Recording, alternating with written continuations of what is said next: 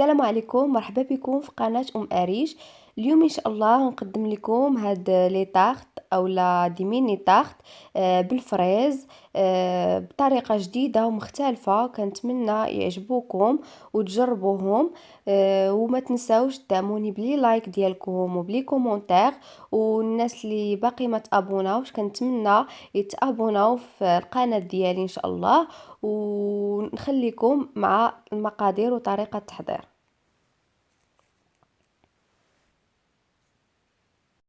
بالنسبة للمقادير غادي نحتاجو 300 غرام ديال دقيق الفورس، 3 المعالق ديال السكر كلاصي، واحد البيضة، 150 غرام ديال الزبدة، شوية ديال الملحة وشوية ديال الماء.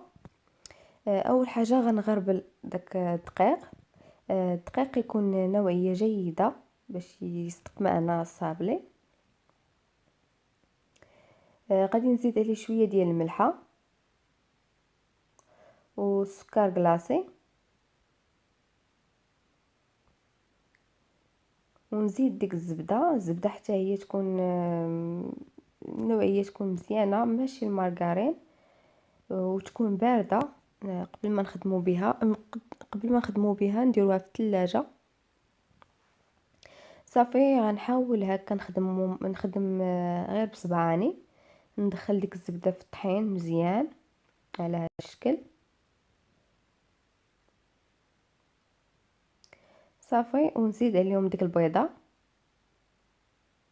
ودائما نخدم غير بصبعاني، ما نحاولش ندلك العجينه نهائيا حيتاش الصابلي ما كيتعجنش. وهنا الا ما تجمعاتش ليكم العجينه بديك البيضه، غادي نزيدو الماء.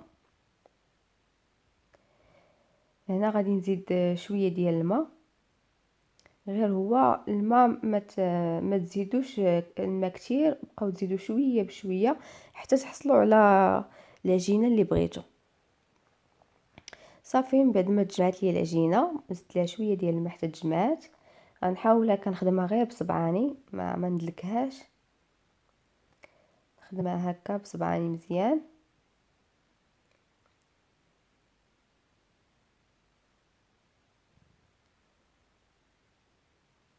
صافي ها هي كي كتجي ما قاصحاش وما رطباش كما كتشوفوا. غادي نغلفها بالبلاستيك الغذائي وغادي ندخلها للثلاجه على الاقل واحد ساعه ديال المكانه. شحال ما ارتاح معنا الصابلي شحال ما كينجح. هنا غندوز نوجد الكريم باتيسير. عندي 2 معالق كبار عامرين ديال الكريم باتيسير، سيطرة الحليب، 3 المعالق ديال سنيده، واحد الفاني والفريز قطعته مربعات صغيره. غادي اول حاجه غادي ناخذ السيطرة ديال الحليب نديرو في كاسرونه، ونزيد عليه 2 معالق يكونوا عامرين مزيان ديال كريم باتيسير.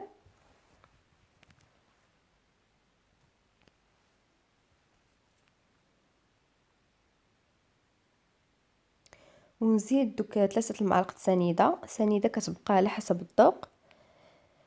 وغادي نحاول نذوب داك الكريم باتيسير مع الحليب قبل ما نديرهم في القلبوطه باش ما يتكورش لينا الكريم باتيسير. غادي نديرو فوق البوطه وغادي نبقى نحرك، ما نحبسش للتحراك وحتى يبان ليا بدا كيتقال. ونزيد عليه داك ساشي ديال الفاني. صافي هنا من بعد ما طاب ليا الكريم كما كتشوفوا، غادي ناخذ هنايا عندي هاد المول ديال السيليكون. حطيته في هاد المول ديال الزاج باش ملي نعمرهم ما يصعبش عليا نهزهم. كما كتعرفوا هاد السيليكون كيكون رطب، يعني يقدر يتخوى ليكم ولا شي حاجه. من احسن من الاول حطوه في شي مول اللي تقدروا تهزوهم في كلهم في دقه واحده. او ميم طون ملي نجيو نخشوهم في الثلاجه نغطيوهم بالسلوفان يجينا ساهل. هنا غادي ناخذ داك الكريم باتيسير. غادي نحاول ندير شويه في داك المول ديال السيليكون، ونحاول نوزع ديك الكريمه مزيان باش تجينا الورده مقاده باش ملي نجيو نحيدوه تجينا الشكل ديال الورده هو هذاك. نحاول نعمر كاع الجوانب.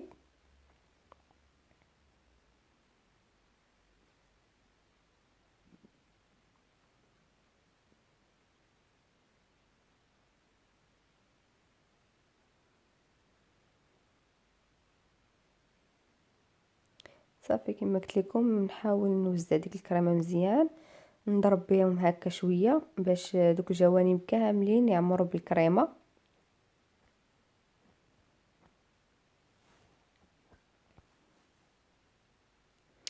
وغناخذ داك الفريز اللي شديته قطعته مربعات صغيره، وغادي نوضعه فوق من هاد الكريمه على هاد الشكل. ندير غير كميه صغيره، ندير شويه في كل وحده.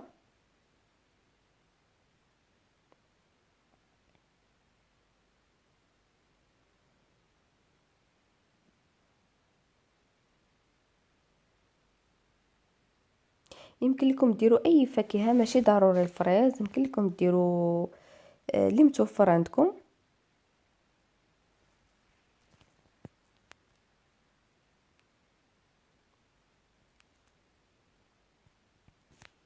وغادي ناخذ عاوتاني ديك الكريمه اللي بقات ونحاول نغطي داك الفريز كامل، نغطيه كله حتى ما يبقاش يبان على هذا الشكل.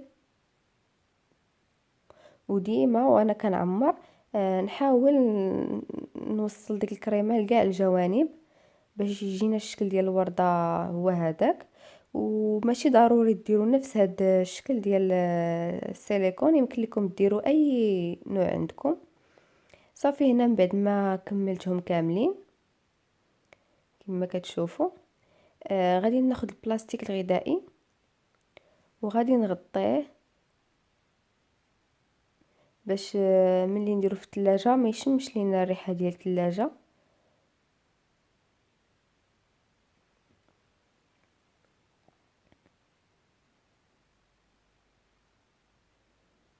صافي دابا غادي نديرو في الثلاجه وغنخليه بدما نوجد الصوص اللي غنزين بها هاد لي طاخط.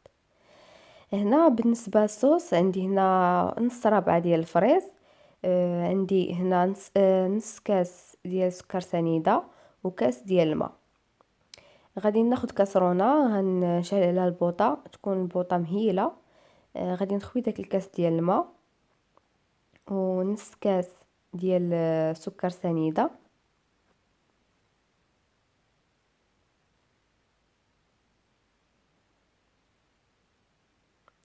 نحرك هكا شويه باش تذوب ليا ديك السنيده. وناخذ الفريز اللي عندنا. بالنسبه للصوص يمكن لكم ديروا الكميه اللي بغيتو، انا هنا درت غير كميه قليله.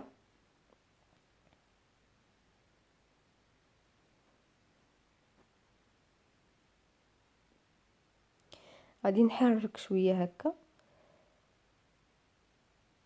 ونقص ليه كما قلت لكم البوطه ونخليه يطيب على خاطرو. هنا ملي بدا كيطبخ غادي نحاولوا نحيدوا هاد الكشكوشه اللي كتكون الفوق بيضه، حيت هي اللي كتخلي هاد الا ما حيدناهاش الصوص ديالنا غيفسد لينا دغيا، ما يبقى ما يصبرش معنا مده طويله في الثلاجه. غنحاول ما امكن نقص ديك الرغوه اللي كتكون.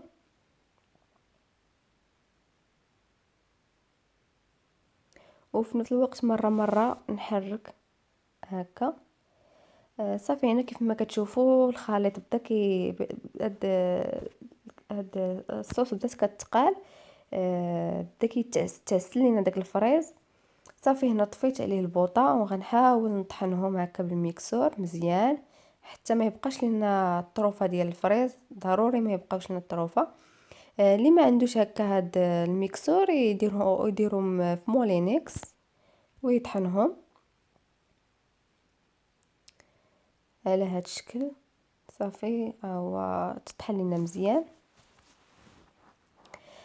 غادي نعاود نشعل عليه البوطه وتكون ديما العافية مهيلة. غادي ناخد هنا واحد نص حامضة، غادي نحاول نعصرها. كما كتعرفوا الحامض هو مادة حافظة طبيعيا، يعني غيخلي لنا هاد الصوص تصبر معنا مدة اطول.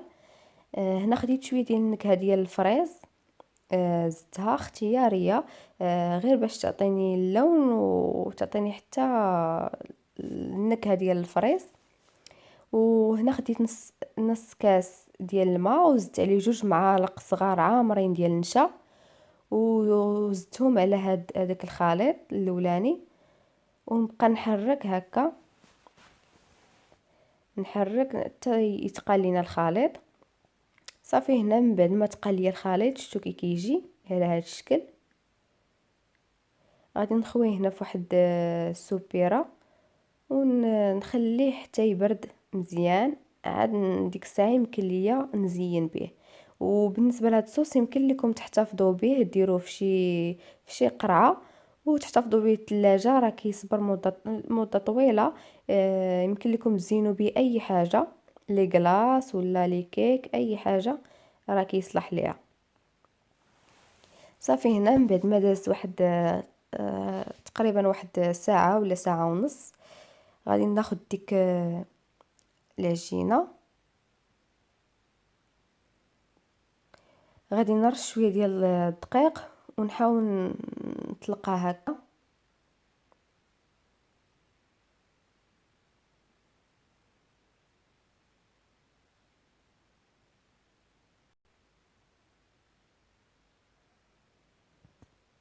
غادي ناخد هنا هاد الطابع، عندي قد دوك ليمول فين غادي نقاد هاد لي طاخت،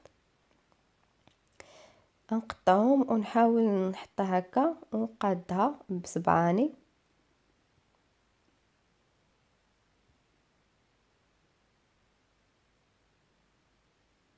على هاد الشكل. نقادوها مزيان، ولا شاط لينا شي حاجه في الجناب نحيدوها. وبالنسبه للعجينه اللي كتشيط ما ندلكوهاش، نخليوها هكا، غنحطو وحده فوق وحده ونعاودو نسرحوها بالمدلك. صافي غادي نستمر على هاد الطريقه.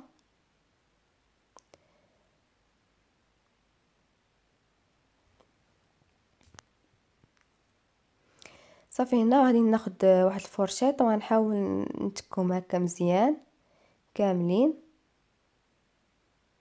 باش ما يتنفخوش لينا ملي نديروهم في الفران.